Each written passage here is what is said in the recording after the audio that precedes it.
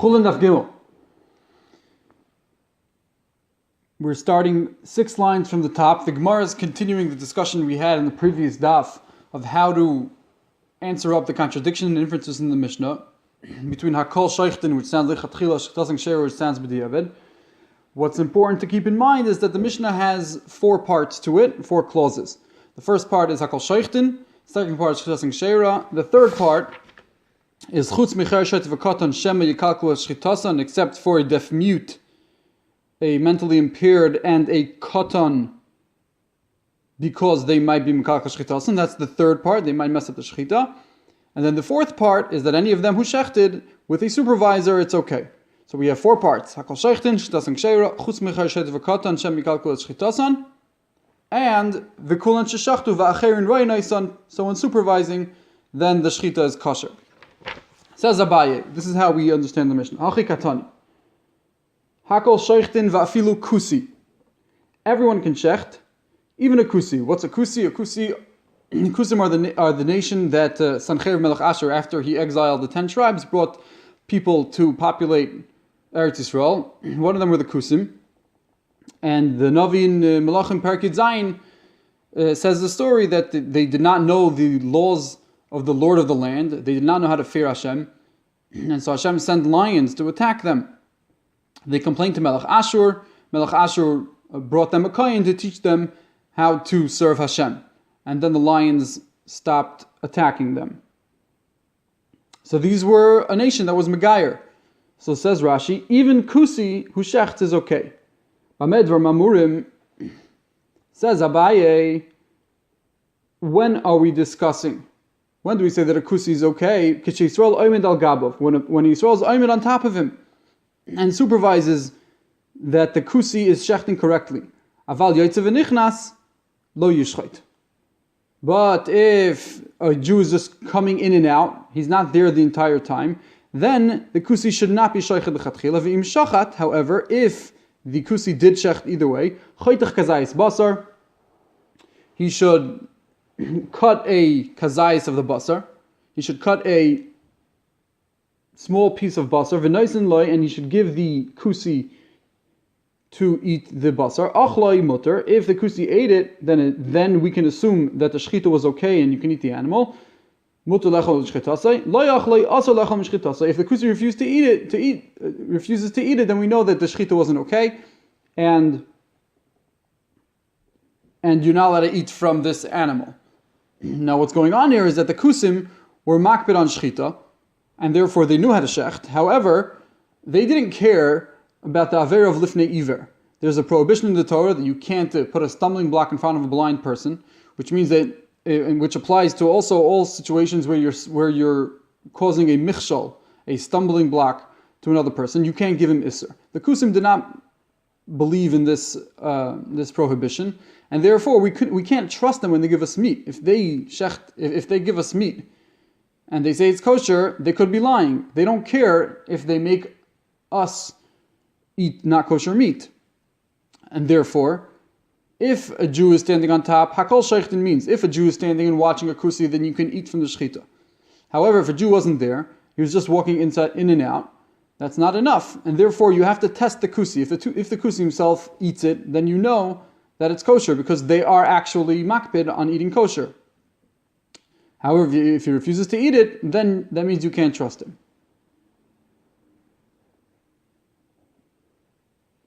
What's the next clause in the Mishnah? Chutz mecher shet v'katan dafilu diavad namilai. Acher shet v'katan, even b'diavad if the shech is not good, shema yishu, shema yidrusu, shema yachlidu, because they might mess up in the shechita.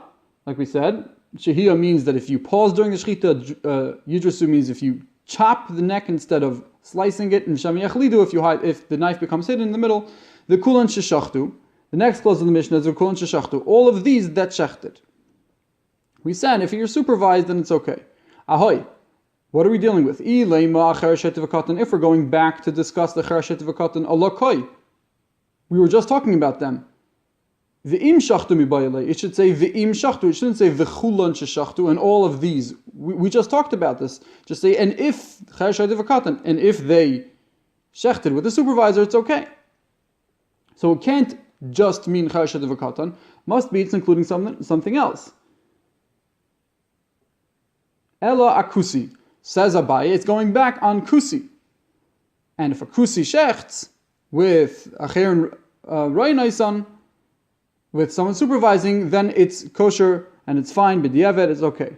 Says the Gemara, Ha'amart, didn't you say that the pshat in the first clause in the Mishnah, Kichi Yisrael Oimid al Gabav Shochet Afilu Lechatchila? The first clause in the Mishnah was saying that Hakol Shoichtin means even Lechatchila, and that is discussing when Yisrael is supervising over the kusi, and that's fine Lechatchila. And now you're telling me that the last clause of the Mishnah, V'kulan Sheshachtu with the supervisor, Shchitos Akshera, which means it's only kosher b'diavad.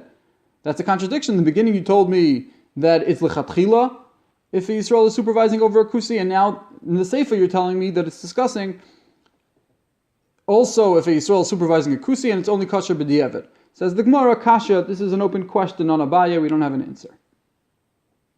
Omar Rava has a different approach, and he asks on Abaye. Abaye was making an assumption that the word Shchitas Okshera is talking about a case when a Jew is walking in and out. He's not constantly overseeing the kusi, he's walking in and out. It's called Yoitze v'nichnas.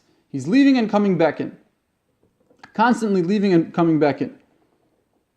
And Abaye was saying, V'lechatchila, that's not okay, you have to test the kusi. And that's why it's called b'diavad.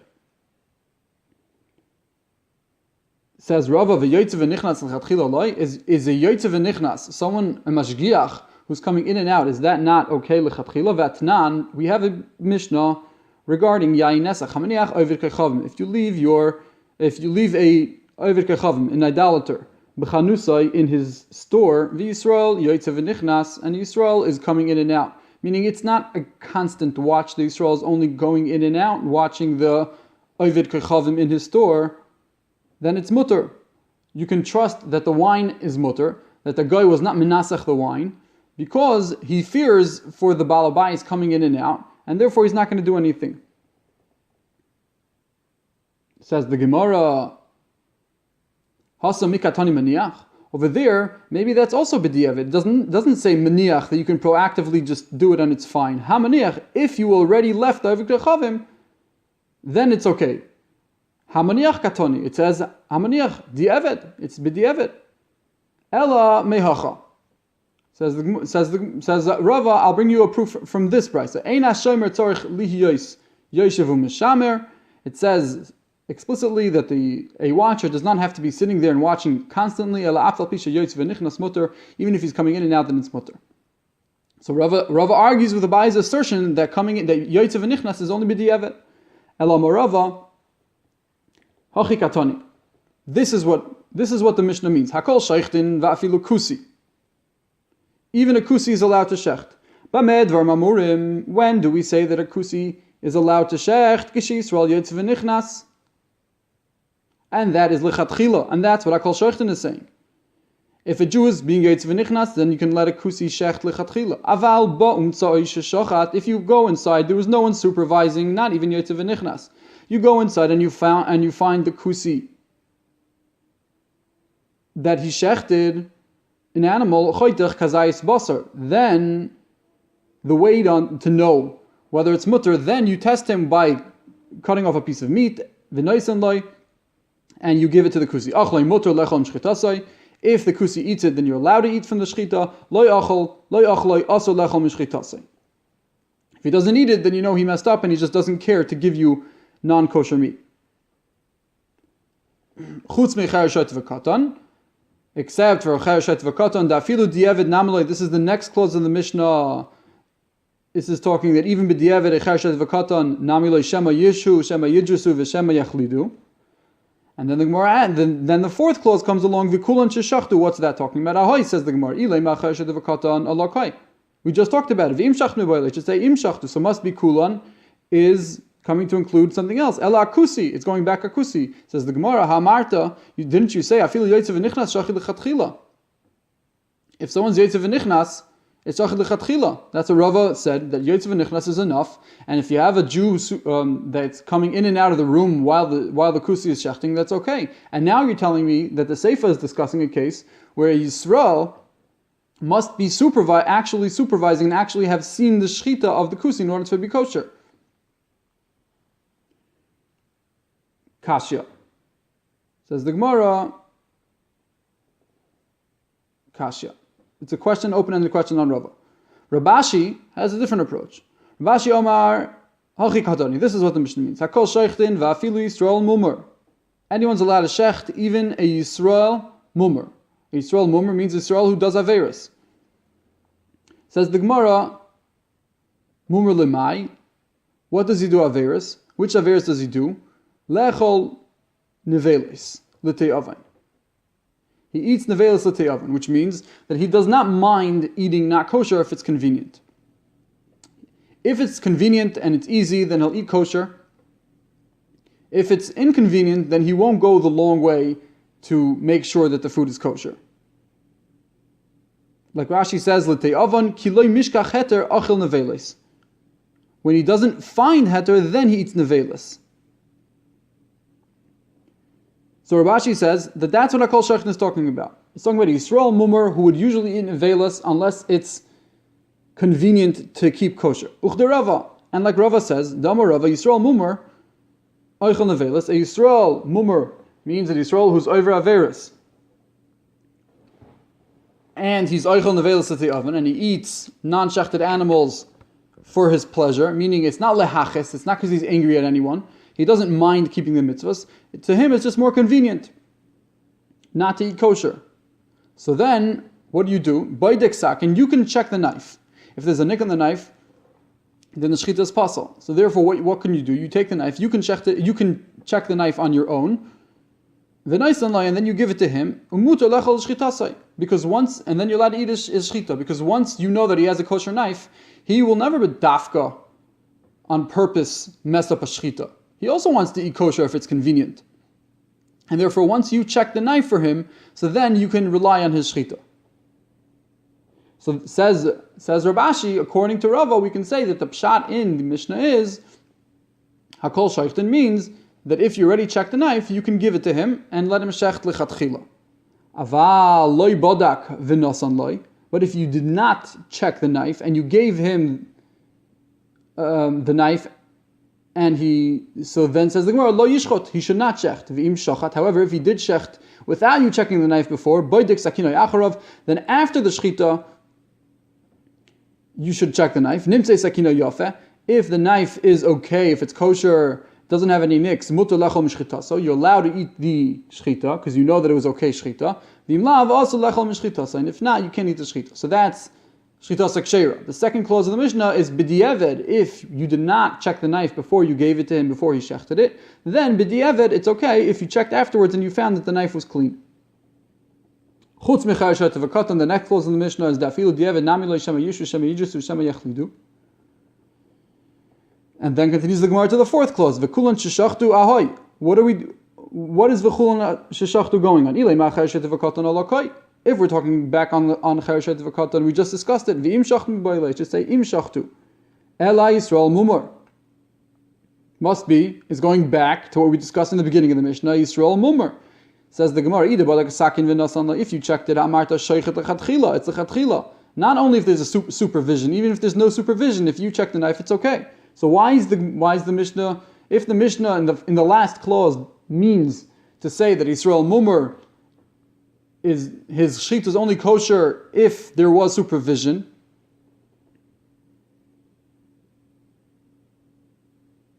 Ella, what's it talking about? You did not check the knife before. Says the Gemara, if we have the knife, let's check it, which means you do not need anyone to supervise. All you need is to check the knife. And if the knife's not here, what does make a difference if someone supervises? We didn't check the knife. Even if someone supervised that the action of shechita was done 100% correctly, but we need someone to check the knife either before or after. And if you don't have that, it's not going to help to have any supervision during the shechita. Because dilma b'sakin peguma shachit. Maybe the sakin had a nick on it and it was a puzzle a knife and makes a puzzle a shechita. So it says the Gemara kasha. Again, we have a kasha on Rabashi. This is an open-ended question. We do not have any answer.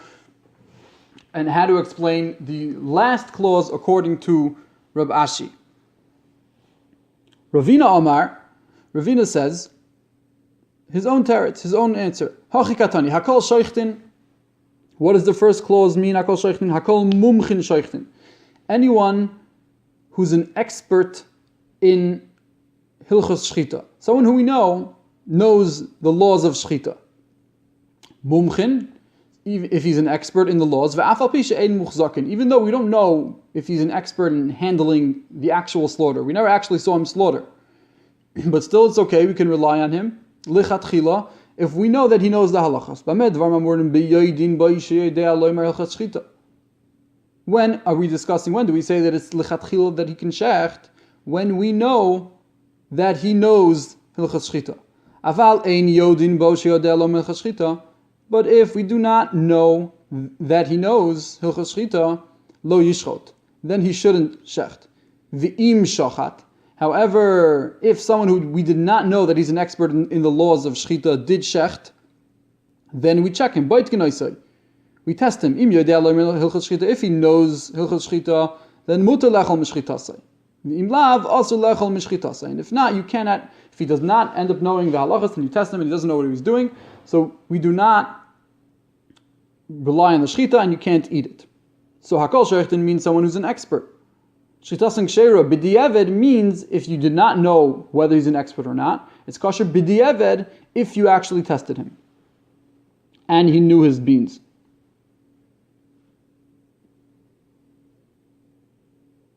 And then the bar continues to the next clause. Chutz mechashet v'katan dafilu di'eved nami loy shema yishu shema yidrusu shema yachlidu. And then the fourth clause v'kulan sheshachtu ahoy. On what are we going on? Ilay machashet v'katan alakoy. Same step again.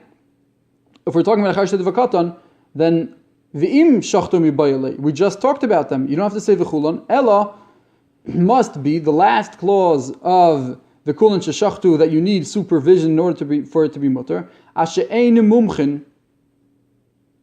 It's talking about the people who we don't know are experts.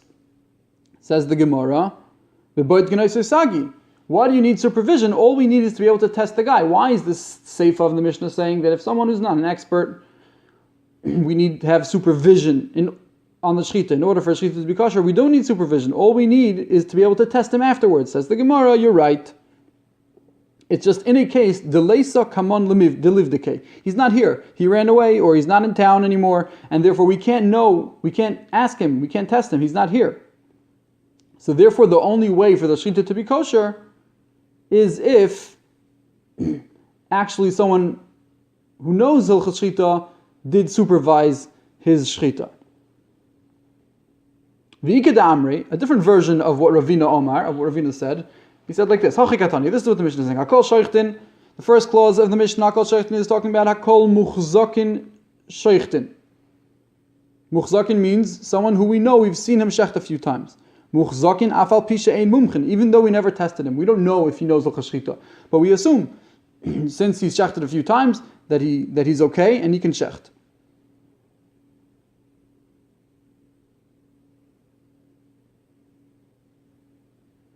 When do we say that someone who's muchzak, even though he's not a mumche, he doesn't know hilchas shchita? Rashi says, Ein mumchin means it must be, if we know that he does not know hilchas shchita, then no one says that his shchita is okay.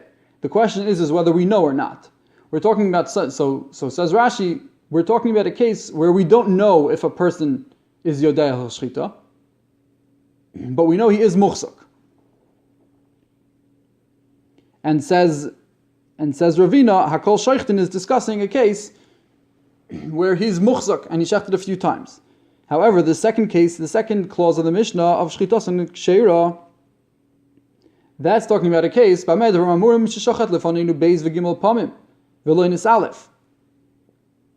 is it lechatchila for him to be able to shecht? Is if he shechted, he slaughtered 2 or 3 times in front of us, and he didn't faint from the queasiness of slaughtering an animal and all the blood.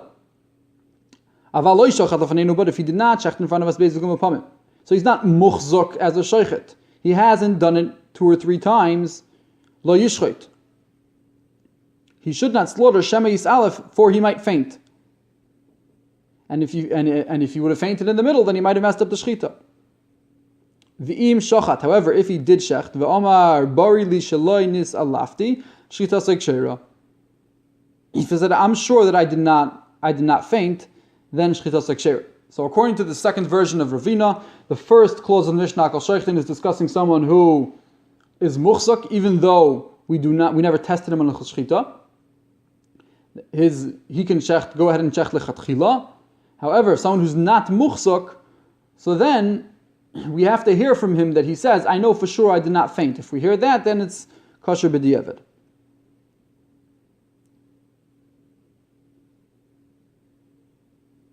Then Ravina continues to the next clause. And then again the fourth clause.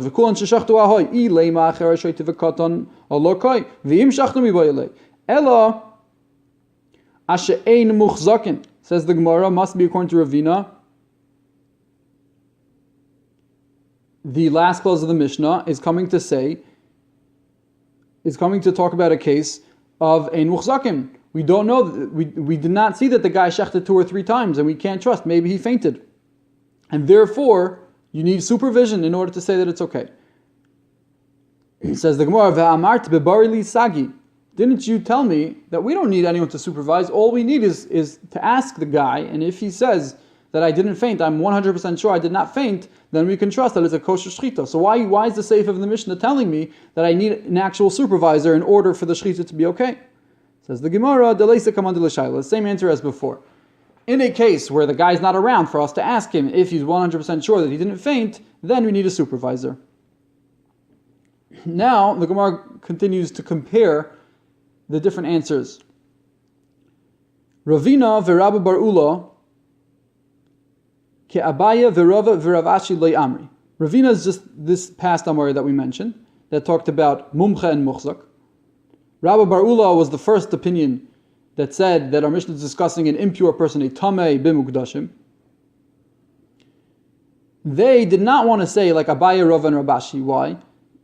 Mishum dekashya lehu v'chulan. Because in each of Abaya, Rav, and Ravashi's answers, we left off with the question on the last clause of v'chulan. We left off with the kashya. Kulhu ki Rabbi Bar Ula amri. All of the Amoraim did not want to say like Rabbi Bar Ula, who said that we're dealing with a tamei person shechting kachim. Lehach lishna de amrat hacha ikar. According to the version that we said on Beizam and Beiz, that hacha ikar, that our Mishnah is the main place, according to Rabbi Bar Ula, our Mishnah is the main place that teaches us that a tamei cannot shecht kachim.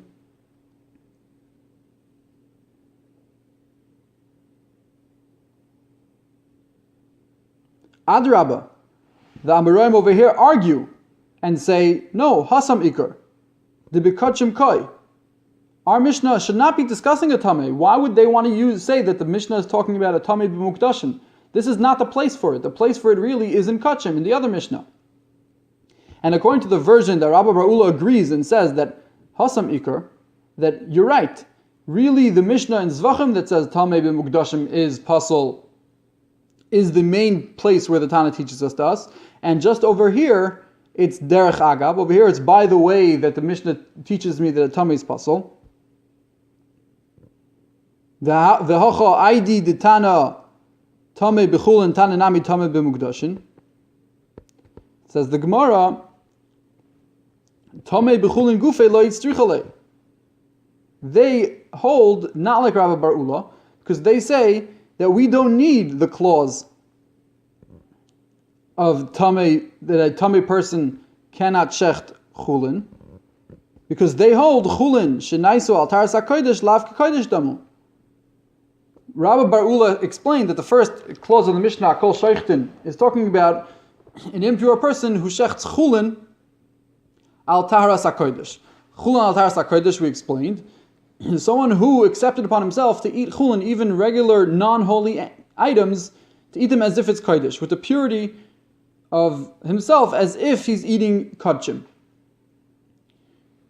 So Rashi over there explained that Rabbi Bar Ula holds, that the Mishnah holds, that it's really a chiyuv d'Rabbanan to make sure you're eating chulin al taras hakodesh. You're eating chulin with the purity as if it's kodesh, if this person accepted upon himself.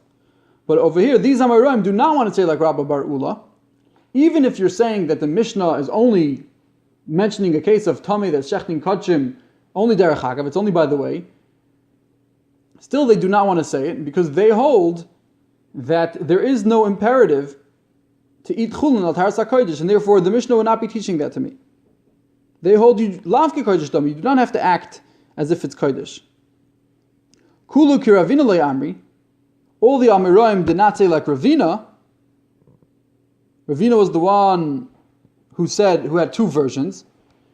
Lahach lishna damar mumchin in she'ein mumchin la, according to the version in Ravina where Ravina was saying that a mumche, meaning someone who you know that he knows l'chashita is allowed to shech l'chatchila, but someone who doesn't know, someone who we don't know that he knows l'chashita, that's b'diavad and we have to test him according to that version of what Ravina said. So the Amoraim do not want to say like Ravina. Why? Because they hold roiv mitzuyin eitzel shchita mumchin hein. Most people who are matzui etzel shchita, most people who are shechting are mumchin hein, and therefore we don't even have to test the person. Ravina said that shchita is like sheira. The second clause in the Mishnah was talking about a case who we do not know if he knows ilchas shchita, and still, and in order for the shchita to be okay, we have to test him. These Amoraim say no. Once a person shechted it, roiv mitzuyin, the majority of people who come to shecht, they know their hilchos shchita, and therefore we don't have to test him. According to the second version of what Ravina said, that someone who's muchzak, someone who we know has shechted 2 or 3 times, he could shecht lechatchila. But someone who we do not know if he shechted a few times, we're chayshish. We're scared he might faint and mess up the shechita. Say these Amoraim, le'alufei lechashinan. We know it's not a probable thing to faint, and therefore we don't care about that. We're not chayshish for someone fainting, and therefore they do not want to say like Ravina, who says that lechatchila, someone who never shechted 2 or 3 times can't shech lechatchila because he might faint. They say it's not a problem. Rav alay omar ke'abaye. Now we're going within Rav, Abaye, and Rav Ashi. They all ended off with kashiyas. We all had questions on Rava, Abaye, and Rav Ashi. We all ended off with kashiyas on the last clause of the Mishnah, according to them. So the question now is, how come Rava didn't say like Abaye and not like Rav Ashi? So Rava lo amar ke'abaye ki kushye, because Rava holds that Yotze v'nichnas is okay. Again, Abaye said Yotze v'nichnas does not work, and Rava says, no, as long as you have a mashgiach coming in and out, you can be samech that the kusi shechted correctly. Abaye le'amar ki Rava, Abaye didn't say like Rava, because he says, Hasam loy noga. Hocha noga.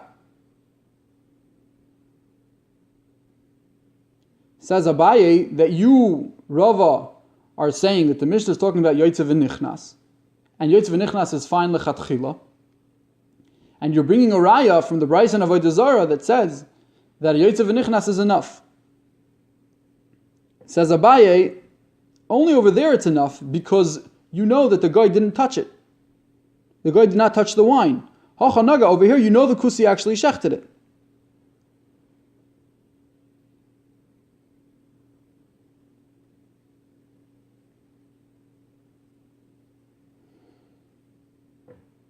So therefore, says Abaye, don't bring me a raya from that brisa in Avodah Zarah that Yotze v'nichnas is okay. It's not true. Yotze v'nichnas is not okay, and only over there because you know he didn't touch it. You know the Ovid Kechavim, the idolater, did not touch the wine, and therefore over there it's okay. But over here, you know that the kusi shechted the animal, so therefore you can't utilize Yotze v'nichnas as enough to say the shechita is kosher.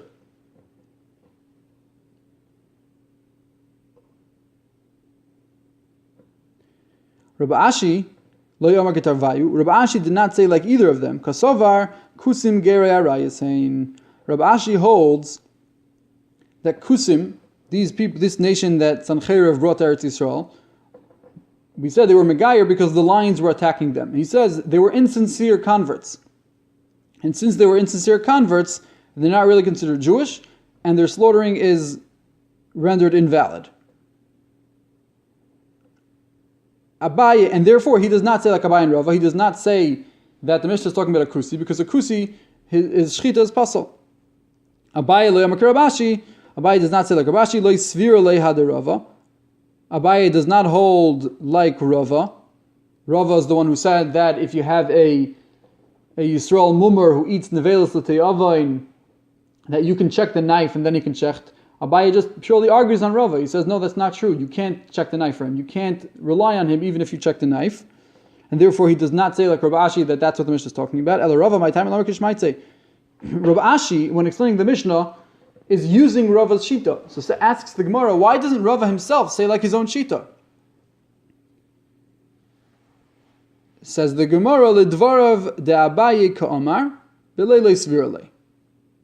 Really, Rava does say like Rabbi Ashi. Rava does use his own statement that a Yisrael mummer, you can check the knife, and let him shecht, and that's what the Mishnah is talking about. Rava, the Rava that we have on Gimel Amud Aleph, is only answering Abaye according to Shitas Abaye. Abaye does not agree with Rava, and therefore, and Abaye said that the Mishnah is talking about a kusi. Rava on Daf Gimel Amud Aleph is only talking to Abaye according to Abaye's opinion, and saying that according to you, Abaye is talking about a kusi, Yotze v'nichnas should be okay, and you should say that the Mishnah is talking about Yotze v'nichnas, like Rava on Daf Gimel Amud Aleph. But really, deep down, Rava does hold like Rabbi Ashi. Ad kan Daf Gimel. Taisva says, Taisva's Dibra Maskil Kasovar Kusim Gera Rayasein, that because the Kusim were not sincere converts, therefore they are considered non-covenantal and their slaughtering is invalid. Taisva says, their shchita is puzzle just like an idolater. Mi v'zovachta, from the word v'zovachta, mashat hazoveach ha'oichel. Kloimar. The pasuk says v'zovachta. That's how we know shchita, that you have to shecht. Mashat hazoveach ha'oichel, what you shecht, that's what you eat. Kloimar, says Taisus, meaning, oisay shu bar zricha, the person who is obligated in slaughtering, he's the one that can slaughter. Someone who's not obligated cannot slaughter. This is to exclude and oichel nevelas lahachis. And someone, even a Jew, who eats nevelas to anger God. Meaning it's not l'te'oven, it's not just as convenient, he's doing it specifically to anger God. Either way, Tosas over here is bringing an origin, a makor, a source, as to how come the shchita of a non-covenantal is invalid. How do we know that if a non-Jew slaughters an animal, it's not okay? So says Tosas, we know this from the pasuk of Zavachta, because he's not obligated, therefore his shchita is puzzle. The Rambam in Hilchas Shchita Perek Daled Halacha Yud Aleph says, Nochri sheshachat, a non-covenantal Gentile that slaughtered afal pi sheshachat b'fnei Yisrael b'sakin yafe, even if he shechted in front of a Jew with a good knife, afilu hoya koton, shchitas nevela. His shchita is nevela v'loy kal achilasa min haTorah shenemar v'karo lecha ve'ochalto mizivchoi. The Rambam brings a different pasuk, a different source as to why a non-covenantal's shchita is rendered invalid. It says by idolaters that you should not have anything to do with idolaters because they're going to call you and you're going to eat from their food and then you're going to end up worshipping their gods too. Says the Rambam, because the Torah warned you that do not get too close to them because you might eat their food. You learn from here that his slaughtering is aser. So according to the Rambam, this is where we know. This is where we know that an idolater who slaughters his shchita is invalid. From this pasuk of the Korelecha ve'achalta mizivchoi. The Rambam continues in Halacha Yud Beis, V'goder godol godru b'davar hazeh.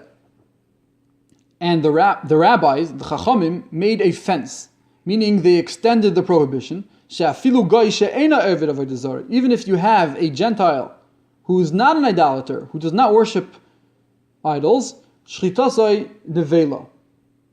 Still, a shchita is nevela. So the simple understanding of this Rambam is that he's arguing with Taisus. Taisus said that anyone who's not obligated in shchita, his shchita is invalid. So therefore, any non-covenantal, whether he's oved avodah zarah or not, his shchita would be invalid because he's not obligated. According to the Rambam, it sounds like midoraisa. Only in oved avodah zarah's shchita is pasal. Midrabanan, Chachamim came along and said that any non-covenantal shchita is rendered invalid.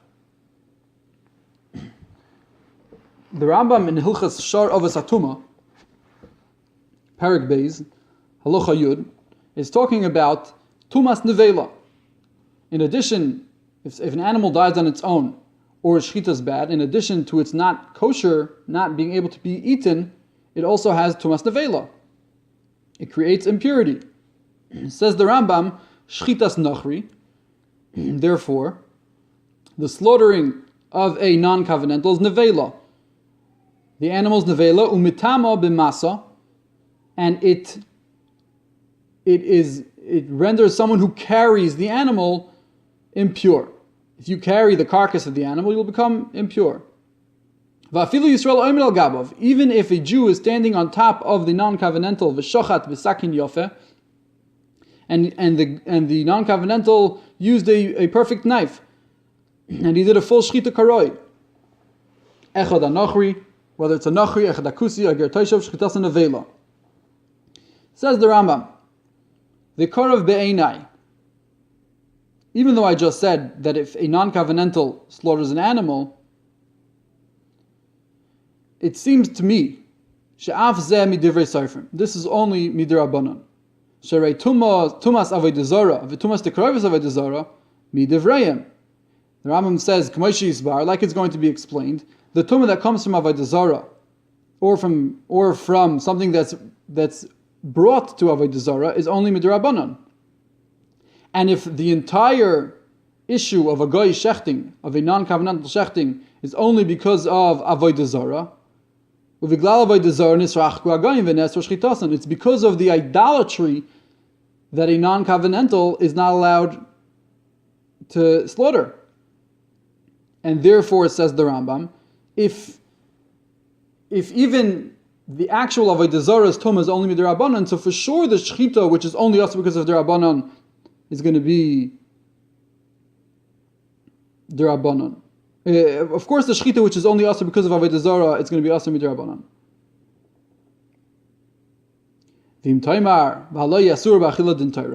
Is it not true that it's asur midoraisa to eat the meat, not just midrabanan? Says the Rambam, loy kol asur b'achila mitame shera treifa asura u'toira. Not everything that you're not allowed to eat becomes tamid, just like a treifa. Okay, either way, the Rambam is saying is that even though a non-covenantal's slaughtering is invalid, it does not necessarily mean that the animal is tomei tumas nevela. Says the Ravid, Amar Avram, Zuhi achas misvoroisov. This is one of the reasonings of the Rambam. Ve'ein bechulon pchusa mizu. And there is not one of his reasonings that's less worthy than this one. Ki heim kebehemus, for they are like animals. Ve'ein mitamin ve'ein mitamin. Am hadoime lachamor, hein goyim kimar mideli, ve'es kulam yiso haruach, ve'hachoyshev oisom leklum, oisef ruach bechofnov. The Ravid's arguing on the Rambam and saying that a non-covenantal's slaughtering is not considered anything at all. Not like the Rambam who says that it's considered shchita. So we have really two schools of thought. The Rambam seems to hold that the main issue of a non-covenantal slaughtering is that he's an idolater. The issue is that because he's an idolater, that renders his slaughtering invalid. Taisvis and the Ravid seems to agree to Taisvis, and the Rosh too. They all seem to learn that it has nothing to do with idolatry. It has to do with whether you're obligated in shchita or not. And since all non-covenantals, whether they're idolaters or not, are not obligated in shchita whatsoever, therefore we say that their shchita is considered pasul. The Shach wants to say that even the Rambam doesn't really agree to this. He has different gears than the Rambam. Ad kan, Daf Gimel.